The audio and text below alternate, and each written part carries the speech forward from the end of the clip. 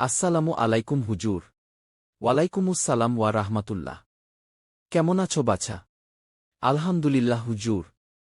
আজ আমি জুম্মার গুরুত্ব সম্পর্কে জানতে চাই। হুজুর, জুম্মার নামাজের জন্য কি আগে থেকে প্রস্তুতি নেওয়া সুন্নত? হুজুর, খুতবা শোনার সময় কথা বলা কি গুনাহ?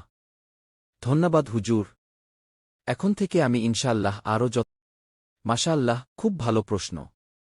জুম্মার দিনটি ইসলামের কাছে অনেক ফজিলতপূর্ণ। কুরআনে আল্লাহ তাআলা বলেছেন, অর্থ, হে মুমিনগণ, জুম্মার দিনের সালাতের জন্য আহ্বান করা হলে তখন আল্লাহর স্মরণের দিকে। আমাদের প্রিয় নবী হরত মুহাম্মদ সাল্লাল্লাহু আলাইহি ওয়াসাল্লাম বলেছেন, সূর্য যে দিনে উদিত হয় তার মধ্যে শ্রেষ্ঠ দিন হল শুক্রবার। ওই দিন আদম আলাইহি ওয়াসাল্লাম কে সৃষ্টি করা হয়েছে, ওই দিন তিনি জান্নাতে প্রবেশ করেছেন এবং ওই দিনেই জান্নাত থেকে বের করা হয়েছে।